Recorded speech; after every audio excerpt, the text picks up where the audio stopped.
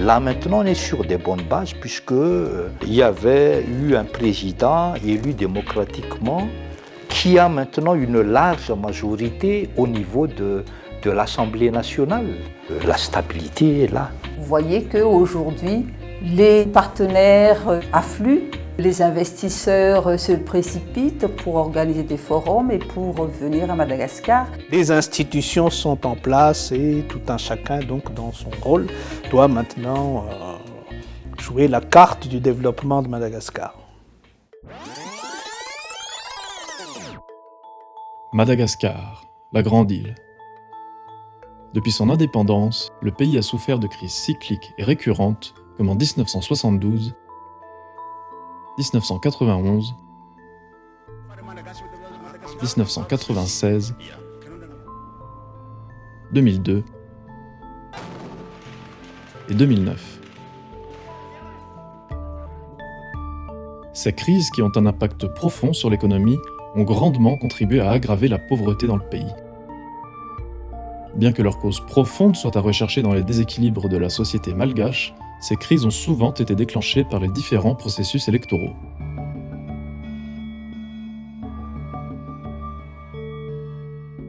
Quand on perd, les élections sont biaisées. Quand on gagne, tout va bien. Donc ça aussi, c'est un état d'esprit.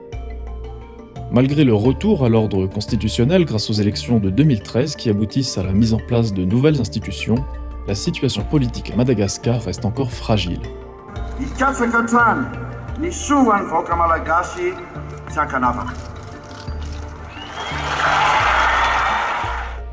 La confiance mutuelle entre acteurs politiques n'est pas complètement rétablie, comme le montrent les tentatives de destitution du président et de démission du Premier ministre de la part de l'Assemblée nationale. C'était un défi majeur pour la CENI et aussi pour Madagascar de maintenir les caps qui ont été acquis lors des élections de sortie de crise. Alors que 2013 travaillait à base d'un accord politique avec l'appui de la communauté internationale, 2018 va se focaliser sur la base institutionnelle, cadre légal national, institution nationale pour porter le processus. C'est tout le défi, parce qu'il faut alors promouvoir l'inclusivité, qui n'était pas le cas avec la crise, la sortie de crise pour 2013.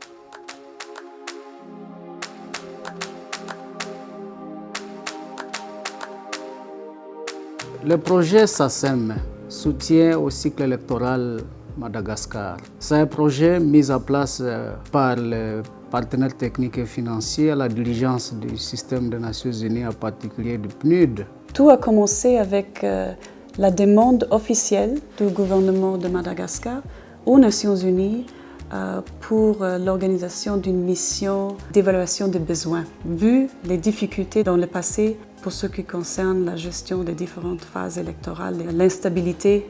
Il a été recommandé une phase préliminaire avec un projet préparatoire. Par la suite, il y avait une autre mission qui est arrivée, qui a consulté tous les différentes parties et les partenaires et qui a fini avec l'élaboration du projet SACEM, soutien au cycle électoral à Madagascar. Le projet a ciblé essentiellement 4 composantes pour que le cœur de ce processus puisse apporter un plus à la Commission électorale indépendante en particulier et aussi à la Cour constitutionnelle pour que ce processus puisse être géré de manière intègre et renforcer la confiance dans les chefs de parties prenantes. Sans l'appui du projet SACEM, on n'avait pas réussi les présidentielles.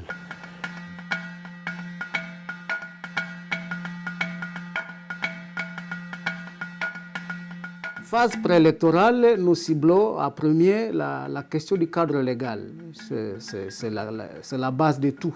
Donc on avait organisé des cadres de concertation, des ateliers de réflexion avec tous les acteurs pour collecter leurs idées sur ce qu'on devrait améliorer donc dans l'encadrement juridique des élections. Pour justement avoir le maximum de crédibilité qui va apporter l'apaisement au pays.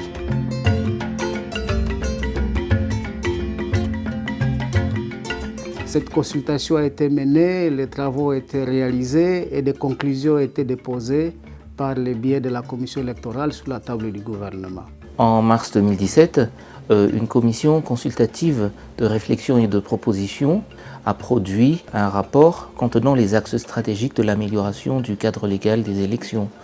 Et c'est ce rapport qui a constitué le document de travail de base pour le comité interministériel qui a été mis en place la même année, en 2017, et qui a produit les avant-projets de textes électoraux qui allaient être soumis au Conseil du gouvernement et au Conseil des ministres. À l'issue des travaux du Conseil du gouvernement et du Conseil des ministres, il a été procédé à l'adoption des projets de loi organiques, cette fois-ci, avant leur soumission au Parlement.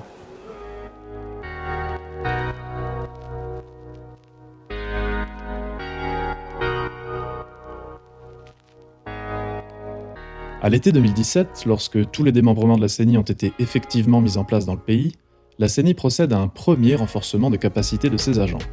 L'objet était donc d'assurer l'opérationnalité et le professionnalisme de ces démembrements-là dans la conduite de toutes les opérations liées au processus électoral, quoi.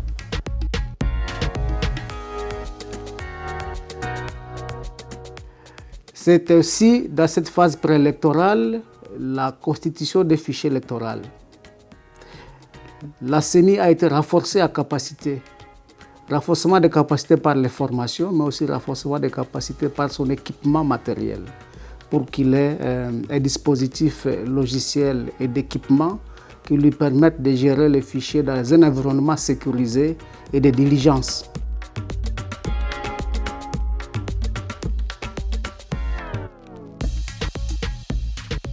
À la fin de l'année, à l'occasion de l'ouverture de la révision annuelle de la liste électorale, une grande campagne de sensibilisation est lancée dans les 6 provinces du pays pour renforcer l'inscription des électeurs.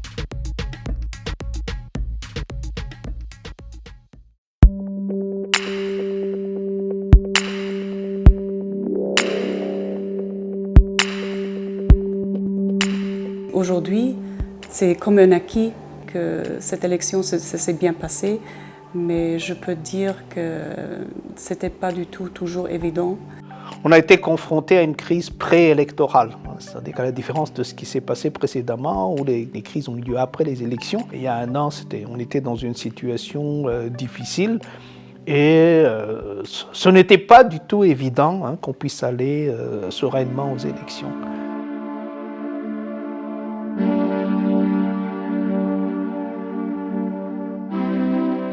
Après plusieurs ajournements, les projets de lois organiques portant réaménagement du cadre légal sont finalement adoptés par le Parlement en avril 2018. En réaction, l'opposition initie des manifestations et formule des revendications allant jusqu'à demander la démission du président de la République. La crise de 2018 a été surtout causée par cette non-inclusivité du processus d'élaboration de ces nouvelles lois par le gouvernement et le Parlement. Ceux qui n'ont pas retrouvé dans la loi publiée par le gouvernement sur le nouveau code électoral se sont empressés de manifester dans les rues. Et c'est ça qui a constitué un blocage et des difficultés énormes pour l'organisation du scrutin présidentiel. On a pu quand même ensemble, grâce à tous les acteurs concernés, sortir grandis de la crise. Nous avons réalisé, avec les partis politiques et les sociétés civiles, des cadres de concertation. Il y avait eu aussi des interventions de la Haute Cour constitutionnelle. Saisie pour le contrôle de constitutionnalité des lois organiques, la Haute Cour constitutionnelle, par ses décisions du 3 mai 2018, sanctionne les dispositions controversées des textes. Le 11 mai, les lois organiques sont promulguées par le président dans un contexte de crise naissante. Le 25 mai, un autre arrêt déterminant de la Haute Cour constitutionnelle va stabiliser la situation. Les élections étaient prévues dans les mois à venir.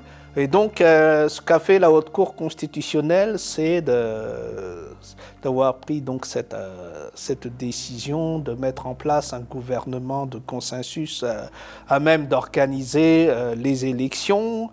Et pour que, en fait, ce qu'on a voulu faire, c'était de redonner la parole aux électeurs, de redonner la parole au peuple. Le pays sorti de l'impasse, la CENI peut désormais s'atteler à la mise en œuvre de certaines activités critiques pour l'organisation du scrutin présidentiel. Première étape, les activités d'information et de renforcement des capacités des parties prenantes au processus électoral. Si on veut avoir un processus électoral, disons, respectant les dispositions légales, il faut que tout le monde soit informé.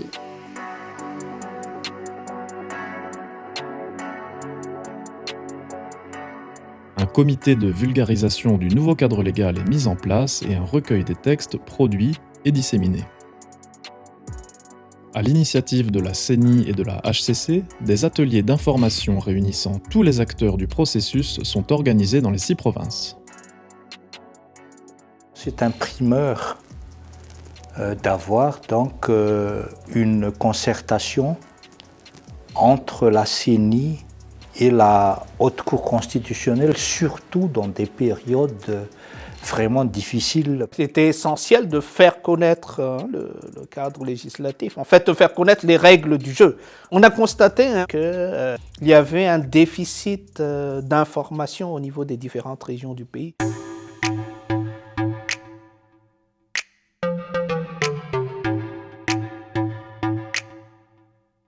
En parallèle, des ateliers de renforcement des capacités sont organisés au bénéfice des membres des organisations de la société civile, des médias et des forces de défense et de sécurité.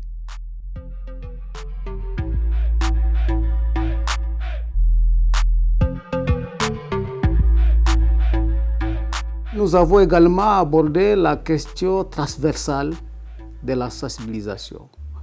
Comment promouvoir l'information électorale à l'endroit des populations. Il y a eu donc un investissement dans la campagne de sensibilisation et de communication à travers un appui apporté à la commission électorale. Et nous avons œuvré à travers les organisations de la société civile qui ont une connaissance du terrain pour porter ce type d'activité. Il y a une grande part de responsabilité des électeurs à la crédibilisation du processus.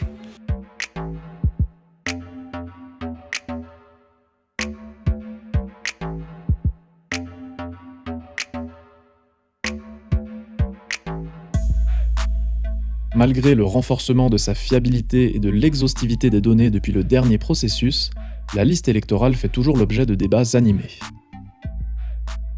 En 2018, on avait un grand problème sur l'élaboration d'une liste vraiment fiable pour organiser une élection vraiment crédible. Par un bon partenariat avec la communauté internationale, on a pu quand même réduire le nombre de doublons dans les listes électorales. Compte tenu du contexte où les élections présidentielles avaient eu lieu, la CENI a adopté donc ce comportement qui facilite la connexion entre les candidats et la CENI. L'audit du fichier électoral, par exemple, nous avons appliqué à fond au niveau de la CENI le principe de la transparence, à tel point que nous avons voulu associer à la supervision de l'audit qui a été effectué par des experts externes et internationaux les partis politiques et les organisations de la société civile. On a noté le professionnalisme de la CENI et surtout l'engagement de la CENI à renforcer la transparence du fichier électoral. Il faut le reconnaître que dans le contexte actuel, c'est courageux. Notre conclusion est que le fichier électoral qui a été soumis à notre évaluation est fiable pour aller aux élections, en tout cas pour tenir des élections crédibles en 2018.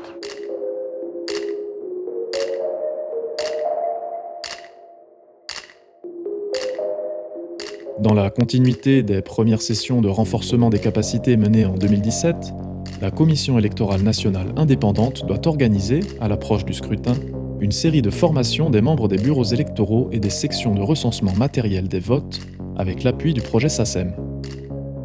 Nous savons bien que la réussite des opérations électorales dépend surtout donc de la performance du personnel électoral.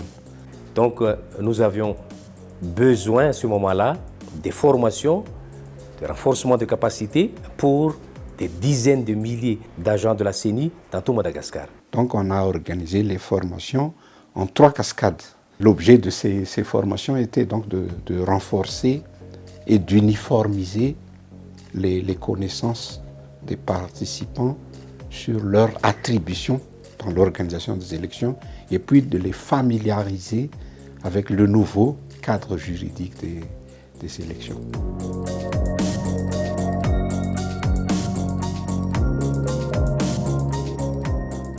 Afin d'assurer le respect des délais de transmission des résultats tels que prévus par la loi, le projet SACEM et la CENI doivent travailler à la réactivation et amplification d'un réseau de télécommunications national. Doter la CENI de dispositifs de télécommunication qui lui permet de transmettre les données dans un environnement sécurisé, à partir des résultats de vote, à partir des sections de recensement matériel de vote, données qui sont saisies dans les SRMV, dans un environnement logiciel à l'abri de toute interférence, mais aussi données consolidées et transférées au niveau central de la CENI pour être centralisées et permettre la proclamation des résultats provisoires.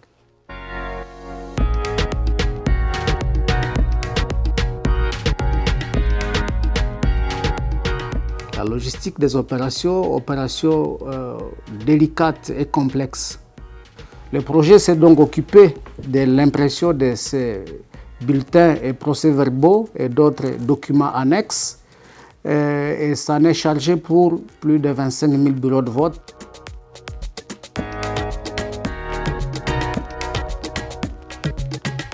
Le dispositif qu'on a mis en place, c'est de s'assurer que le lot pour chaque bureau de vote ne soit ouvert que le jour du scrutin, à l'ouverture du bureau de vote. Malgré quelques problèmes dans les préparatifs, tout a été aussi bien imprimé, bien arrivé à Madagascar et bien empaqueté pour être envoyé dans le temps au niveau des bureaux de vote de Madagascar grâce à un plan logistique bien arrangé.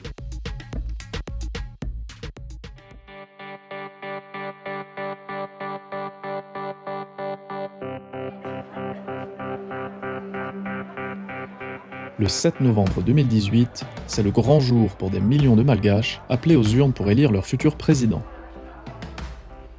Ouverts à 6 h, les bureaux de vote ferment leurs portes à 17 h.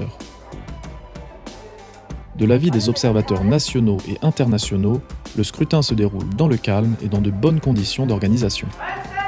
Pour tout organe de gestion des élections, je crois que c'est le principal défi, que déjà tous les bureaux de vote soient fonctionnels le jour du scrutin et que les opérations de vote soient effectives.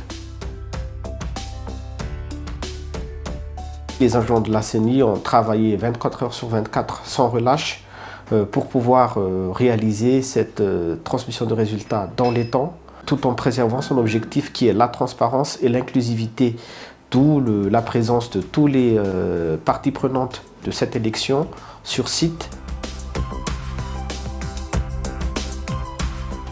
Les textes limitent les droits des candidats seulement aux confrontations des PV.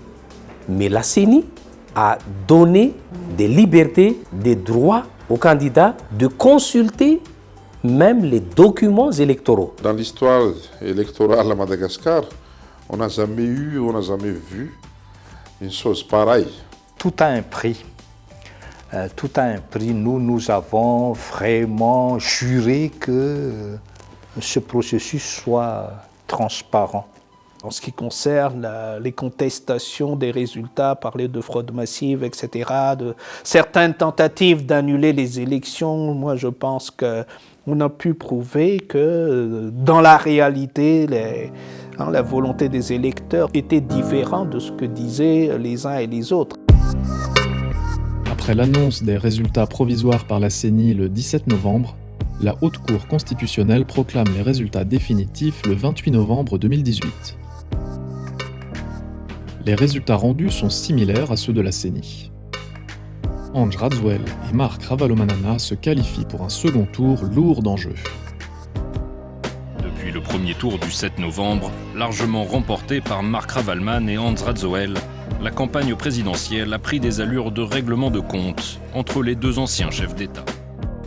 Dans ce contexte politiquement sensible, la CENI a tenu de tout mettre en œuvre pour assurer la transparence de ses opérations et la crédibilité des résultats du vote à venir.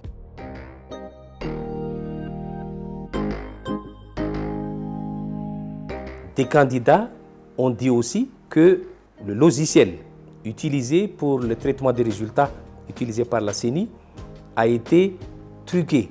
Et pour éviter des conflits, nous avons demandé l'appui de la communauté internationale pour l'audit de ce logiciel-là. Et on a effectué cet audit-là en présence de toutes les parties prenantes. Les auditeurs ont conclu que les logiciels sont fiables et suffisamment sécurisés pour être utilisés dans les deux scrutins présidentiels et législatifs. Cette initiative-là nous a permis de débloquer la situation. On a organisé des séances de travail avec les délégués des candidats dans le but de leur montrer la fiabilité du logiciel. Et à l'issue de ça, tout le monde a accepté qu'on utilise le logiciel pour la gestion de transmission des résultats. Ces mesures prises par la CENI-là a permis aux deux candidats d'accepter d'aller vers le second tour de l'élection présidentielle.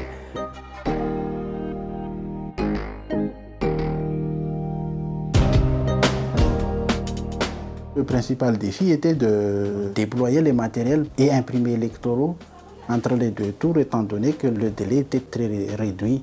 On n'a eu qu'environ 21 jours pour le déploiement des matériels et imprimés.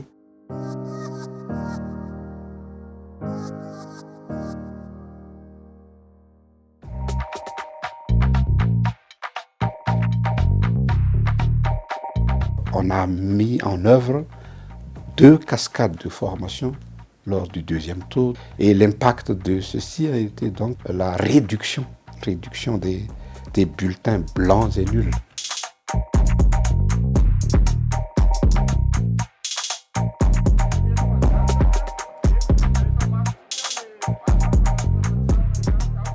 Le second tour de l'élection présidentielle se tient le 19 décembre 2018. Tout au long de la journée, les parties prenantes notent une amélioration générale du scrutin. Les opérations menées dans un climat tout aussi calme qu'au premier tour se déroulent sans incident majeur. La CENI proclame rapidement les résultats provisoires le 27 décembre 2018. Ceci place Andrzej Radzwell en tête avec près de 55,66% des voix. Le 8 janvier, la Haute Cour constitutionnelle confirme le verdict provisoire rendu par la CENI. Andrzej Radzwell est élu président de la République de Madagascar. C'était une élection réussie pour Madagascar. À partir du moment où toutes les décisions de la CENI sont presque confirmées par la Haute Cour constitutionnelle, ça ne peut qu'apporter donc la paisibilité au pays. Et des élections qui ont été acceptées par tous et surtout par la communauté internationale. On avait donc cité Madagascar comme un exemple dans toute l'Afrique. Cette élection a été dûment organisée dans les règles, les normes et standards, et elle a permis au peuple malgache de choisir librement le président de la République. Mais évidemment, il y a la bonne volonté aussi de ceux qui n'ont pas voulu déstabiliser le pays. Nivoaka omaly ny didina voakan'ny ACC izay manambara fa Andriamatoa Andry Rajoelina no lany filohan'ny République de Madagascar. Miarahaba azy ny tenako ary mirary soa sy fahombiazana mandrakariva amin'ny adidy sy andraikitra izay endreketana. Permettez-moi de dire aussi que je voulais publiquement féliciter l'ex-président Marc Ravalomanana pour son comportement. Avoir accepté le résultat des élections, c'est un geste de grande responsabilité. Je crois que le peuple malgache ne va pas oublier. Pour moi, l'essentiel, c'est qu'on avait pu éviter le pire, que Madagascar, comme nous le constatons aujourd'hui, puisse vraiment commencer sur des nouvelles bases. Des nouvelles bases pour avoir un président donc, élu d'une manière démocratique. Pour nous, c'est une très grande réussite et on félicite beaucoup tous les parties prenantes qui ont permis d'arriver à ce moment historique pour Madagascar.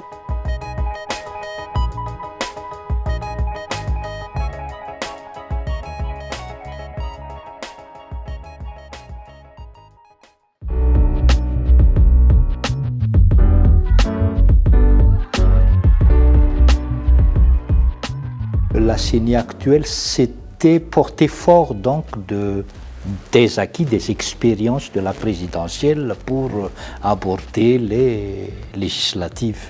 C'est un grand défi puisque dans la constitution malgache, les parlementaires ont un grand pouvoir dans la gestion des affaires nationales. Donc c'est très important d'avoir un parlement qui reflète vraiment le choix du peuple.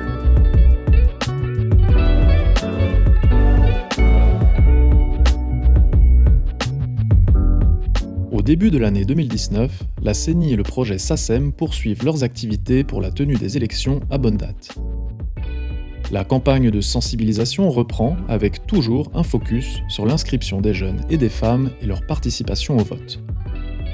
Avec le SACEM, il a pu être mené à bien une stratégie d'intégration du genre dans le processus électoral.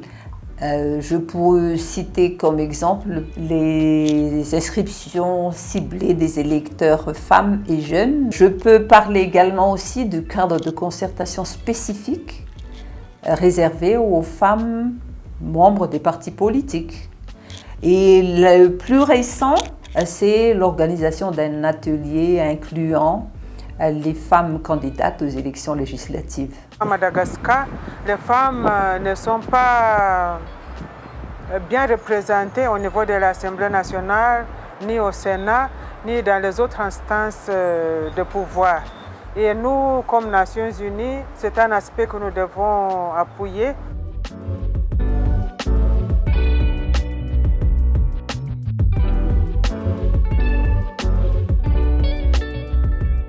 Lors de l'organisation des élections législatives, donc, on a encore effectué des séries de formations pour le renforcement des capacités du personnel électoral toujours. On a aussi organisé des cadres de concertation avec les partis politiques, les représentants des candidats.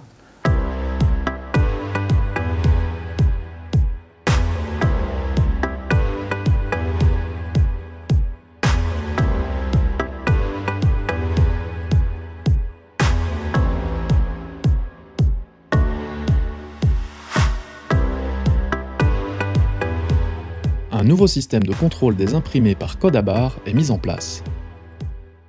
Déjà, il a permis à la CENI de suivre pratiquement les travaux de conditionnement. Déjà, pour s'assurer que le contenu du lot destiné à chaque bureau de vote soit complet, soit exhaustif, et puis pour que la destination soit exacte. Et à ce niveau, on n'a connu aucun problème.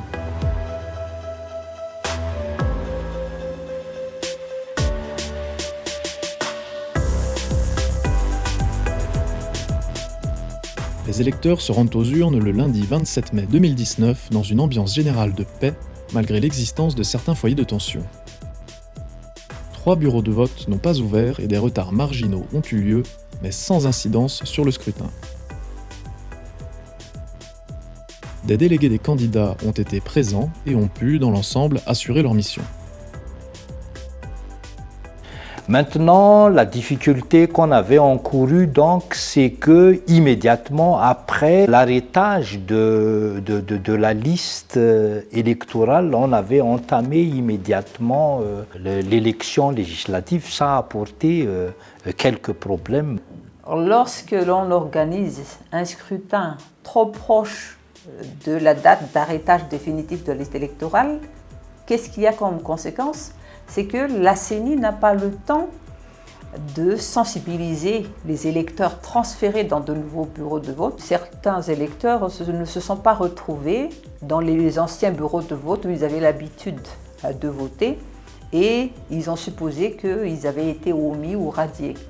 Or, ça n'a pas été le cas. La CENI proclame les résultats provisoires du scrutin législatif le samedi 15 juin 2019.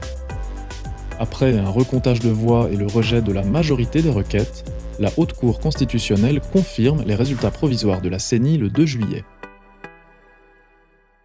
Le plus grand nombre de sièges à l'Assemblée revient au regroupement politique qui soutient le président de la République, avec 84 sièges sur 151 possibles.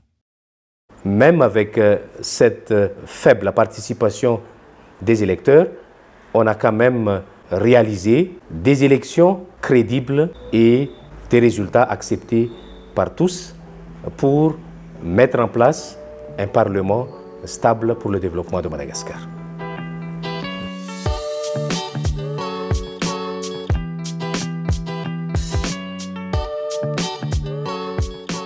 Les élections communales et municipales, ce sont des élections de proximité.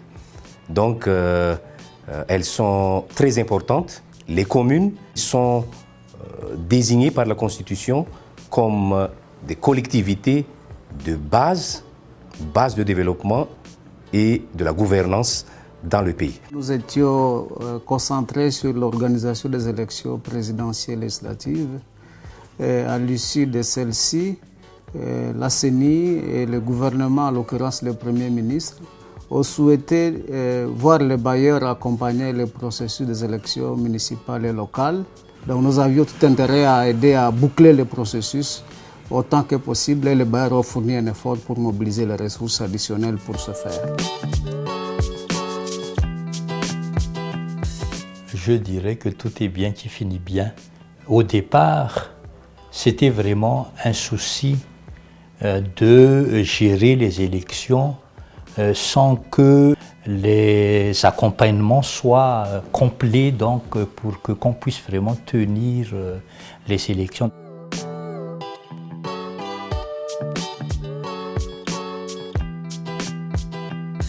Qu'est-ce que nous avons apporté? Un appui d'abord logistique, aider à produire les procès-verbaux des résultats et des enveloppes violables qui sont déployées dans chacun des bureaux de vote, ce qui garantissait la sécurité et l'intégrité des résultats qui étaient conditionnés à l'issue du dépouillement de chaque bureau de vote, qui permettait de compléter le dispositif de production locale des bulletins de vote par ces imprimés sensibles dont on avait le contrôle qualitatif et quantitatif.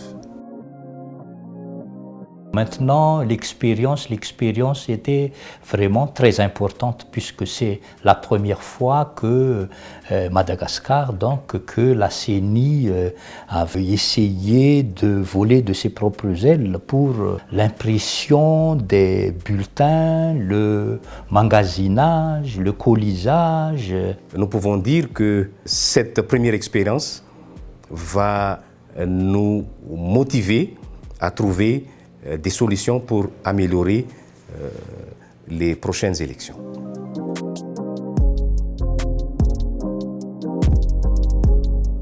Deuxièmement, nous avons équipé les sections de recensement matériel de vote d'un réseau de transmission des résultats vers les chefs-lieux de province, mais également des outils produits par la CENI avec notre appui, des outils pour la centralisation et l'entretien des données électorales, des résultats à l'occurrence.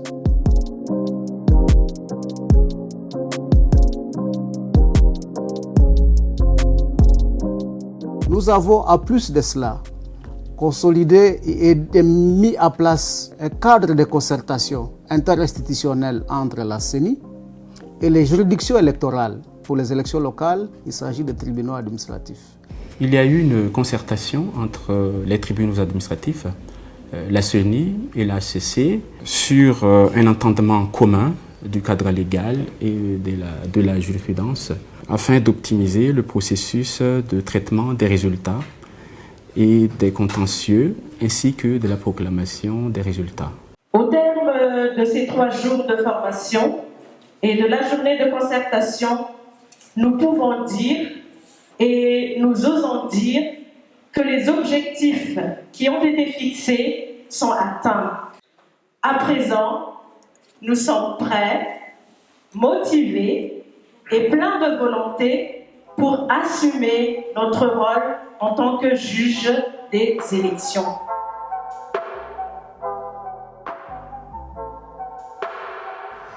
Il faut noter que pour la circonstance, nous avons également aidé la CENI à déployer un dispositif de monitoring des opérations de vote dans tous les bureaux de vote de Tananarive.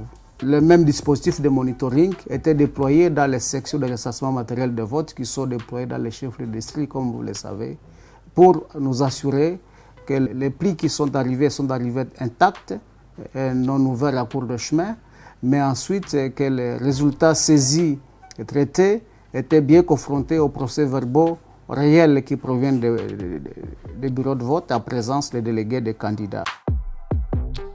Ici et là, il y avait eu des limites, mais au regard de ce qu'on voit aujourd'hui, donc on avait quand même pu tenir les élections en définitive. Et moi je dirais encore, c'est grâce à l'appui, que ce soit financier, mais aussi technique, du projet SACEM.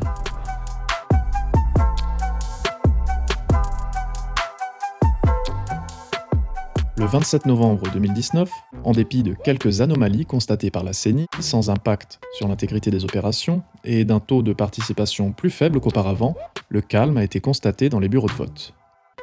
Les observateurs nationaux et internationaux ont jugé les élections bien organisées dans leur ensemble.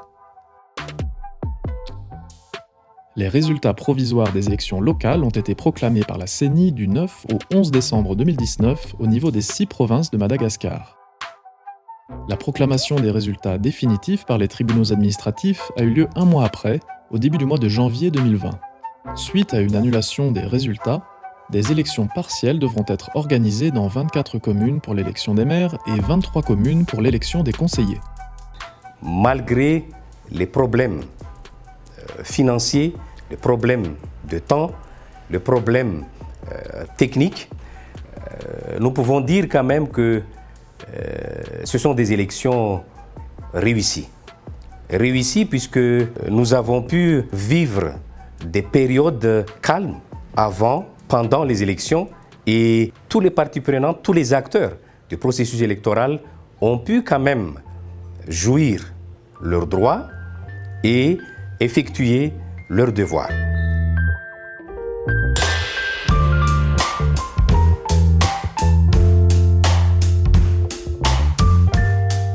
Après les élections municipales et communales qui, on peut dire, terminent le processus électoral pour des scrutins universels directs, la CENI va s'organiser pour proposer des suggestions d'amélioration du processus électoral à Madagascar.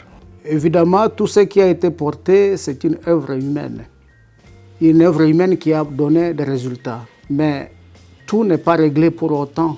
C'est un chantier qui a perpétué l'amélioration. Nous sommes sur des bonnes bases, mais il faut rester vigilant.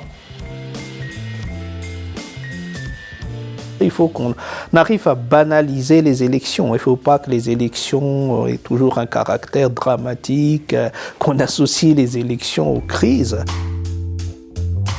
Dans ces chantiers, nous pensons particulièrement à la question fondamentale du fichier électoral. Il y a toujours des erreurs sur la gestion des listes électorales provenant des Fougoutane à cause de l'insuffisance de l'alphabétisation. La CENI est convaincue maintenant que le système alphanumérique, ça ne permet pas d'avoir un fichier vraiment crédible. D'où en fait la recommandation technique qu'on a déjà fait pour l'implémentation de la technologie biométrique sur la procédure d'enregistrement et de gestion de la liste électorale. Je pense que si on va passer à la biométrie, je ne pourrais pas dire que ce serait parfait, mais je pourrais dire qu'il va y avoir vraiment une avancée de la liste électorale à Madagascar. Je dirais également parce que la technologie, elle est là, elle est à place, elle a montré ses résultats. Nous avons vu que la CENI a été à diligence à publier progressivement les tendances des résultats. C'est à travers les dispositifs de transmission des résultats. Peut-être conviendra-t-il aussi de discuter de ce que les statuts de ces résultats qui sont transmis à temps réel des sections de recensement matériel de vote vers la CENI. Est-ce qu'elles pourront, au-delà de l'utilisation à terme des tendances, être plus exploitées pour diligenter la proclamation des résultats? C'est une question qui est entre les mains de la partie nationale. Nous avons noté également certains partenaires, certains acteurs qui ont estimé qu'il fallait peut-être encore compléter le cadre légal sur le financement des campagnes électorales. À l'issue des observations successives que KMF Knouy a fait, nous avons toujours priorisé l'importance de l'effectivité de l'application des lois. Les lois doivent être respectées, notamment par les dirigeants, notamment par les leaders qui doivent être des modèles. Que les sanctions aussi soient effectives pour ceux qui les enfreignent. Pour nous, c'est la base. C'est un des piliers pour regagner la confiance de toutes les parties prenantes dans le processus électoral. Mais la CENI n'attend pas des nouvelles lois électorales pour se mobiliser, pour améliorer le processus électoral à Madagascar. Nous allons renforcer les éducations et les sensibilisations électorales auprès des électeurs, puisque c'est un grand problème aussi dans la réalisation des élections à Madagascar. À part ça, nous allons continuer à renforcer les capacités, les compétences de nos agents en attendant les nouvelles élections à venir. On prévoit un budget pour les élections sénatoriales anticipées et le référendum. On aimerait bien, à Madagascar, qu'on soit quand même indépendant, qu'on ait les moyens suffisants pour organiser les prochaines élections. Autant d'axes que les parties prenantes elles-mêmes décideront de mettre sur la table à la suite des enseignements qu'ils ont tirés de ce qui a été réalisé pour promouvoir la gouvernance électorale malgache qui a réussi aujourd'hui à donner la référence de l'organisation possible d'une élection crédible sur le continent africain.